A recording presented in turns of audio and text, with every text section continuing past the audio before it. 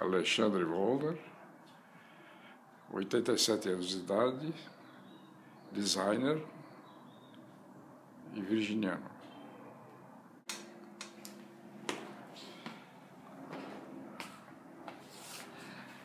Precisa fazer pose, tudo isso. Milan Wollner, minha mãe Josefina Wollner, meu pai era tipógrafo. E que mais? Minha mãe era modista. Era normal, grupo escolar, ginásio, a universidade fiz na Europa, em Ulm, na Alemanha.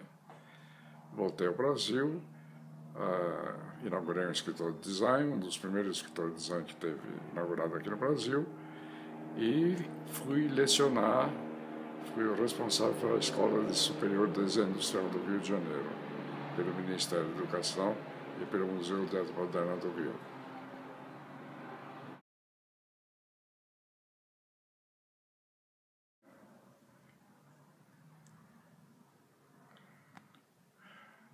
Um dos grandes problemas aqui no Brasil é estruturar um livro, por exemplo, né? O livro não é capa, capa não é livro, capa é ilustração, capa é uma referência visual sem estar influenciada pela estrutura da leitura da função do livro.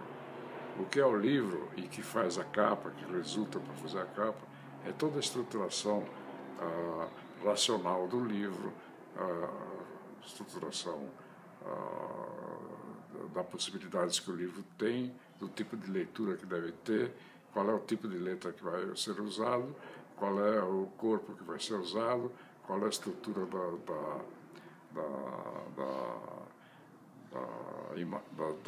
das colunas, né? Estrutura tipográfica do livro e construtiva que o livro deve ter. As leituras devem ser de um negócio muito fácil e rápido de ser lido. Não? Mesmo a leitura, quando se escolhe o tipo, não pode ser um tipo qualquer, um tipo comum, porque ela precisa ter uma estrutura de rapidez de visibilidade, rapidez de leitura e rapidez de compreensão. Isso mais ou menos é que estrutura um livro. E a capa é o resultado de todo esse tipo e dá toda a influência que o livro deve ter, a informação que o livro deve ter.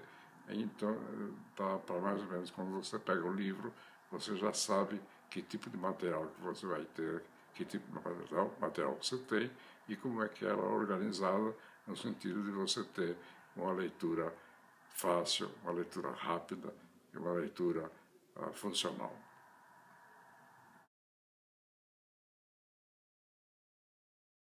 A ideia se baseou na função do próprio nome Itaú.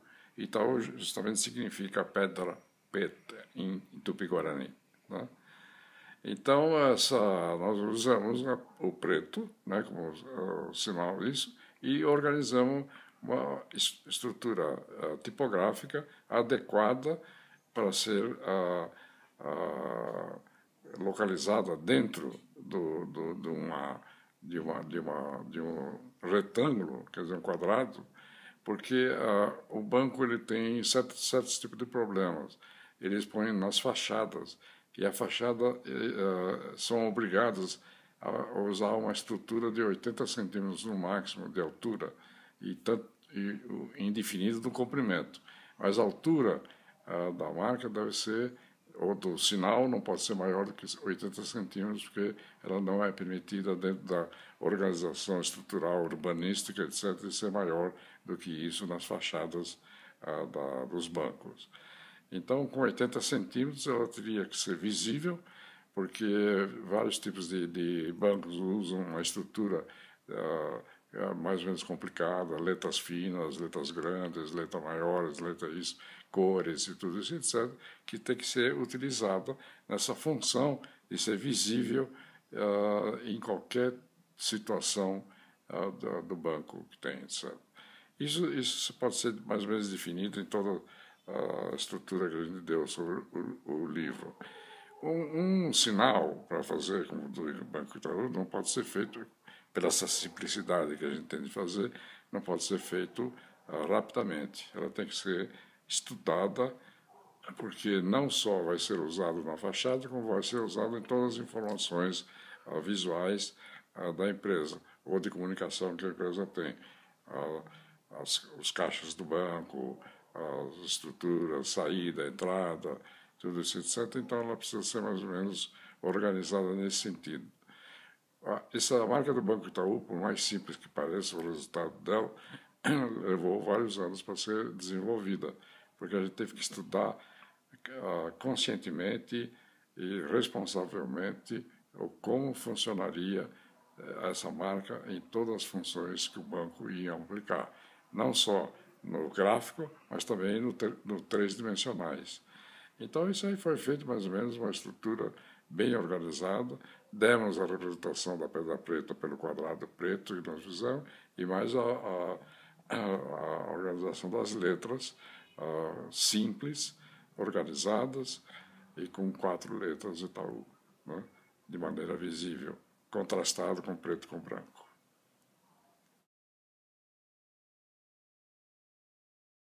O banco foi apresentado para ser de uma cor só. Nós íamos usar somente o preto, com um negativo Itaú, né, branco. Mas iríamos usar as fachadas, quer dizer, as placas, onde seriam aplicados esse quadrado preto com branco, um laranja. Né? Porque o laranja ele é visível na comunidade urbana. O preto, fazendo de tal maneira, pelo quadrado que tinha de 80 a 80 centímetros, às vezes não seria muito visível, porque toda a estrutura da comunicação urbana é cinza, preto, a cidade é preto e branco, tem muito poucas cores. Né? Então, além do laranja, que dava uma força para o preto e branco, né? Nós fizemos essa cor laranja como suporte do quadrado preto, né? De maneira visível, pela rapidez de visibilidade e tudo isso, etc. Né? O laranja, dentro da comunidade urbana, no contraste com a cidade, ele é bem visível, rapidamente visível dentro desse contexto. Não só nas fachadas, mas como na parte interna, no banco, quando você está transitando, está procurando o sinal, a referência que você deve ter, onde que você deve ir, etc., o laranja funcionava como sinal de sinalização para te dar mais ou menos uma orientação.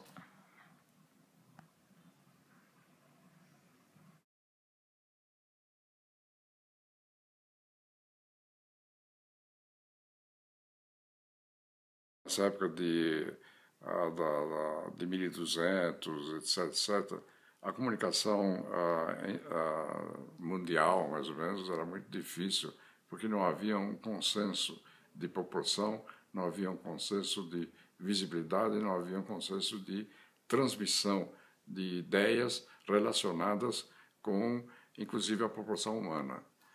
Nós, homens, mulheres, tudo isso aí são proporcionais dentro de um sistema. Não só o homem, a natureza, todas as folhas, plantas, etc., são proporcional em naturezas relativas da função, da proporção do existente que existe. Né? Então, você tem sinalização, tem um homem bem proporcionado, tem uma flor bem proporcionada, tem árvores bem organizadas, tem animais bem... Tudo que é feito dentro da natureza, não só a natureza física, etc., mas a natureza tanto superior, a natureza do universo, tudo isso é feito dentro de uma certa proporção. Fibonacci era um pintor italiano, cujo pai era um comerciante e ele vivia na Arábia para vender produtos da Itália, etc. E aí, quando ele foi com o pai, ele percebeu que a comunicação dos comerciantes e tudo era tudo mais ou menos relacionado a uma proporção. Quer dizer, lá existia 1, 2, 3, 4, 5 e 6, sempre dentro de uma proporção geométrica de expressar as empresas. Porque aqui do cotidiano, no cotidiano mais ou menos ilustrativos, não sem muita referência, as referências eram mais ou menos estrutural em beleza, não em funções, mas simplesmente em estética, etc. É muito difícil explicar assim verbalmente. A gente precisa explicar isso visualmente. Então ele reparou que no comércio se usava um número chamado, o número como nós conhecemos esse, hoje, número 1, que era de um ângulo, né? Número 2, 2 ângulos, número 3, 3 ângulos, número 4, 4 ângulos e assim por diante. Então ele percebeu que tudo isso era feito construído geometricamente. Um tinha um ângulo, uma vertical, o 2 eram 2 ângulos, etc, etc. Isso a gente tem que ver, essa estrutura, a gente tem que ver como é que foi reorganizada e como foi reestruturada nos livros, nos gráficos que são apresentados. Então ele percebeu que tudo era feito dentro de uma proporção da natureza. Né? A proporção da natureza deu as funções, isso já vinha desde Pitágoras no Egito. Pitágoras era um grego que foi para o Egito, era mais ou menos um cara religioso, que tinha uma religião, etc. Ele foi, inclusive, depois expulso do Egito, voltou para a Grécia e fez, então, toda essa resolução das proporções áureas, né? Chamada proporção áurea. É assim, verbalmente, muito difícil. A gente tem que ver isso na ilustração, né? E tudo isso foi feito dentro dessa proporção. Então, você pega o rosto de uma pessoa, ele percebe que o rosto tem 3 proporções: a testa, o nariz e o queixo. A testa é 1, o nariz é 2, o queixo é 3. Os seus olhos têm 1, 2, 3. Os seus olhos e o nariz formam a sua orelha, certo? Então, tudo é mais ou menos é feito assim, todo o seu corpo é feito assim. Leonardo da Vinci aplicou isso muito bem e ele explica muito melhor nesse sentido. Leonardo da Vinci é aquele que você está vendo lá, você pode até fotografar lá, que está na parede, que mostra todo esse tipo de proporções e relações da geometria com a relação do homem. O homem, seja do tamanho que for, o homem, do tamanho que for, ele sempre tem baseado nessas 3 proporções. O braço, os dedos, o pé, a perna, tudo em proporção do corpo, ele é baseado nesse tipo de relação de proporções, de relações geométricas. Os melhores erros foram perceber a condição que você exigia de praticar uma proporção, que é mais ou menos uma coisa que está dentro do seu espírito, e no seu espírito você vai percebendo essas coisas. Você não vai percebendo conscientemente, mas vai percebendo pelos acidentes que acontecem, pelas proporções que acontecem, pelas recusas que acontecem, por todos os problemas que a gente tem e a gente tem que resolver. Então, você tem que saber qual é o seu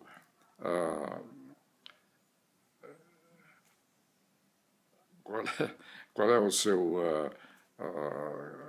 como você nasceu para quê, né? Você tem que aprender a ler. Você tem que aprender a ler, você tem que fazer uma proporção mais ou menos, etc. Uma experiência muito boa foi quando eu era garoto, eu entrei lá no grupo escolar, meu pai me levou na Praça do Correio, na Praça do Correio tinha o prédio do Correio, e ele perguntou, meu filho já está na escola, ele sabe ler tudo isso. Meu filho, lê que horas que está dando lá o relógio. Eu não conseguia ler. Ele falou, seu burro, deu um tapa.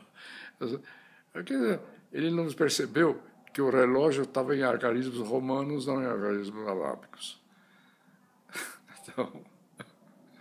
não era da minha cultura.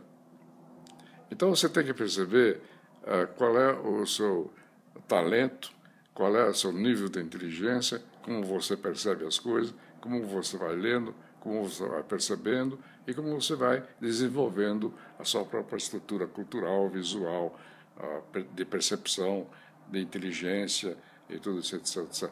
Cada uma pessoa tem esse tipo de problema. E cada uma pessoa com esse tipo de talento, inteligência, e ele vai definindo o que ele vai fazendo dentro do seu conceito de desenvolvimento humano. Vou levar um prêmio, isso? Brinquedo favorito? Em que sentido assim, brinquedo? Meu brinquedo favorito é o material. O que eu preciso para fazer alguma coisa, para formar alguma coisa que seja útil para outra pessoa, que ela pode se desenvolver também, etc. Isso me dá satisfação. Isso, para mim, é como se fosse um brinquedo. Você se desenvolve, você percebe, você cria e você transmite, né? Então, isso aí é um tipo de comunicação que a gente tem entre as pessoas, a comunicação que a gente tem na própria profissão, no próprio talento, na própria inteligência que a gente tem, que a gente percebe e vai desenvolvendo.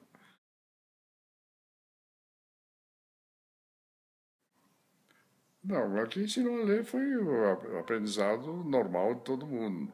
Quem me ensinou a perceber, quem me ensinou, deu a oportunidade de poder trabalhar no talento que eu tinha, na inteligência que eu tinha, era meu pai. Meu pai, ele tinha uma tipografia e ele me ensinava como se organizava uma palavra, como se organizava uma letra, que tipo de material você usava, que era o chumbo naquele tempo.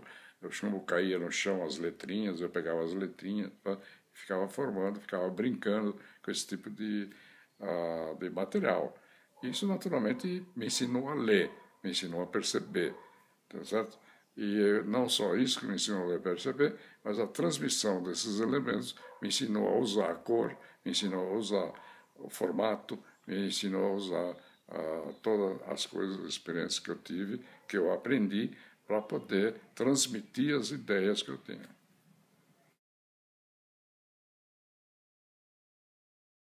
Não é um problema de arte, não é um problema de transmissão estética, não é um problema de transmissão de prazeres, etc. Design é uma transmissão de função. Para que existem as letras? Para que existem as cores? Para que existem os formatos? Para que existem materiais? Para que existem as pessoas? Como é que as pessoas veem? Como é que as pessoas podem perceber? Tudo isso forma em você uma função específica, que é uma função de transmissão de elementos necessários para a compreensão humana, para tudo que você recebe nesse sentido. Então você começa a aprender que um formato tem que ser adequado para você poder ter uma rapididade de ler, para você ter uma aproximação para ler, para você ter um interesse em ficar lendo pelo formato, pela cor.